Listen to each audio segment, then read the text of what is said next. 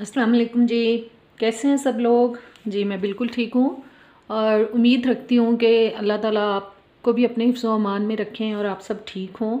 मैं आपको अपने YouTube channel cooking with Fasiya Rizwan पे वेलकम कहती हूँ। और आज मैं जो रेसिपी आपके लिए तैयार कर रही हूँ वो है जी मटन का ग्रेवी वाला सालन। मटन ग्रेवी कह सकते हैं, मटन का सालन, मटन करी। उसके लिए मैंने प्रेशर कुकर ले लिया है और उसमें मैं डाल रही हूँ, ये मैंने तकरीबन 1 किलो मटन ले लिया है। बिस्मिल्लाह करते हैं। और इसमें ये मैंने एक मीडियम साइज़ की प्याज मोटी मोटी काट ली है, वो डाल रही हूँ। साथ ही इसमें मैं डाल रही हूँ जी 1 टीस्पून तक नमक और हाफ़ टी स्पून इसमें मैं हल्दी पाउडर डाल रही हूँ। साथ ही इसमें मैं डाल रही हूँ जी हाफ़ टेबल स्पून अदरक लहसुन का पेस्ट। और अब इसमें हम शामिल करते हैं पानी। पानी तकरीबन 2.5 से 3 गिलास तक मैं इसमें डाल रही हूँ और ये पानी चला गया इसके अंदर। अब इसको हम अच्छी तरह से मिक्स कर लेते हैं।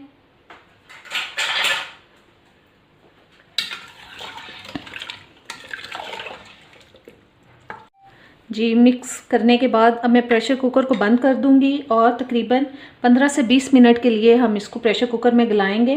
और वो आपको ख़ुद से चेक करना पड़ेगा प्रेशर कुकर को खोल के, क्योंकि वो गोश्त पे डिपेंड करता है कि बड़े बकरे का है या छोटे का है। तो वो टाइम, बड़े बकरे का गोश्त जो है वो थोड़ा ज़्यादा टाइम लेता है, छोटे का जो जल्दी गल जाता है, इसलिए आपको वो चेक करना पड़ेगा।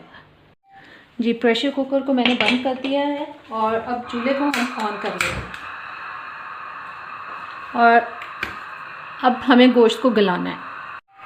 एक साइड पे मैंने गोश्त को गलने के लिए रख दिया प्रेशर कुकर के अंदर, और दूसरी साइड पे, दूसरे चूल्हे पे मैंने एक देगची के अंदर पानी ले लिया है और 2 लार्ज साइज़ के मैंने प्याज लेके उनको रफली काट लिया, मोटा मोटा काट लिया उनको। और इनको अब मैं बॉयल करूँगी प्याज को।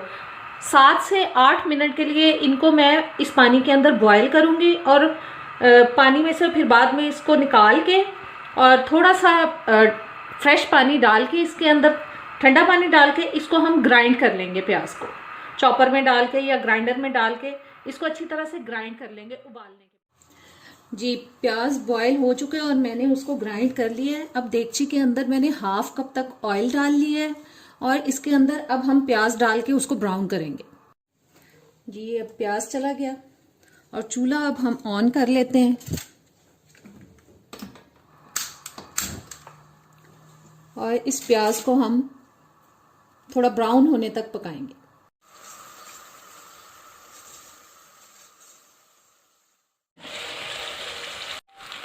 जी, प्याज में लाइट सा कलर आ चुका है। अब इसके अंदर मैं शामिल कर रही हूँ जी 1 टेबल स्पून अदरक लहसुन का पेस्ट। इसको थोड़ा सा सौते करेंगे। और मेरी आप लोगों से एक गुजारिश है कि बाज़ औक़ात मैं मिस्टेक कर देती हूँ इंग्रेडिएंट्स बताते वक्त। जैसे टेबल स्पून कहने की बजाय टीस्पून मेरे मुंह से निकल जाता है, या इसके अलावा कोई और गलती हो जाती है, तो उसके लिए मैं माजरत चाहती हूँ। ये इंग्रेडिएंट्स की सही क्वांटिटी को आप चेक करने के लिए डिस्क्रिप्शन बॉक्स में जाके देख सकते हैं, क्योंकि मैं इंग्रेडिएंट्स सारे उसमें बताती हूँ, उनकी क्वांटिटी मैं उसमें बताती हूँ, लिहाजा आप उसको चेक कर सकते हैं। अब इसमें मैं जी डाल रही हूँ 3 मीडियम साइज़ के मैंने टमाटर लेके उनकी प्यूरी बना ली है। थोड़ा सा पानी डाल के उनको मैंने अच्छी तरह से प्यूरी फॉर्म में कर लिया।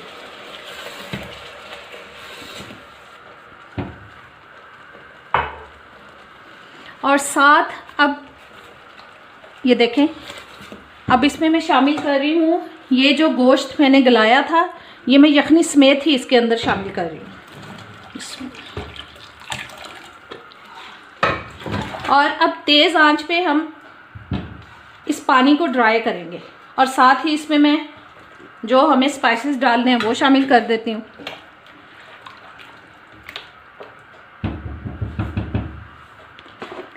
जी, हमने इसको गलाते वक्त 1 टीस्पून नमक डाला था और 1 टीस्पून मैं अब इसमें डाल रही हूँ। आप अपने टेस्ट के हिसाब से शामिल कर सकते हैं। और 2 टीस्पून जा रहा है जी इसके अंदर लाल मिर्च का पाउडर। 1/2 टीस्पून इसके अंदर मैं मज़ीद हल्दी शामिल कर रही हूँ। 1/2 टीस्पून इसको हमने गलाते वक्त इसमें शामिल किया था। 2 टीस्पून इसके अंदर मैं डाल रही हूँ सूखा धनिया पाउडर।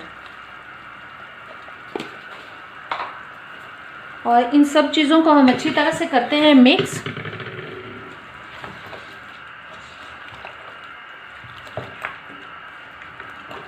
और अब इस पानी को हम ड्राई करेंगे, इस यखनी को हम ड्राई करेंगे अच्छी तरह से, क्योंकि हमें उसके बाद इसको भूनना है अच्छी तरह से, क्योंकि मटन के अंदर एक इसकी अपनी मखसूस सी स्मेल होती है जो भुने बगैर नहीं जाती।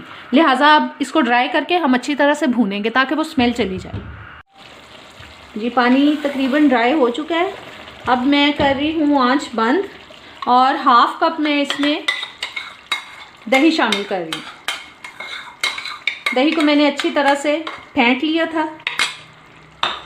इसको मिक्स करते हैं अच्छी तरह से और चूल्हा फिर से ऑन कर लेते हैं। अब बस दही डाल के अच्छी तरह से सालन को हमें भूनना है।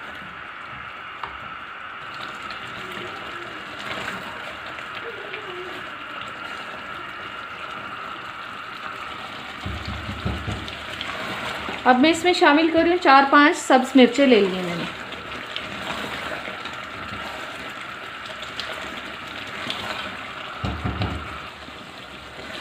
ऑयल निकलना शुरू हो चुका है और अब इसी स्टेज पे मैं इसमें शामिल कर रही हूँ जी 1/2 टीस्पून गरम मसाला। गरम मसाला डाल के हम इसको भूनेंगे ताकि जो गोश्त की स्मेल है वो अच्छी तरह से चली जाए।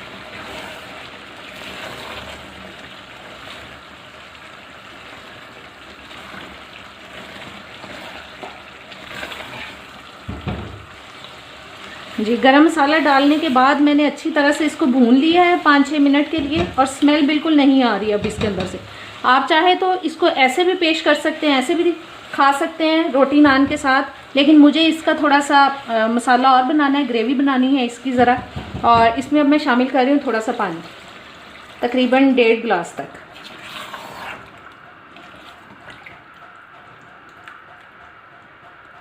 और अब इसको ढक के हम थोड़ा सा पका लेंगे ताकि जो इसका शोरबा है वो अच्छी तरह से पक जाए। इसको ढक देते हैं और मीडियम आंच पे इसको हम पका लेंगे।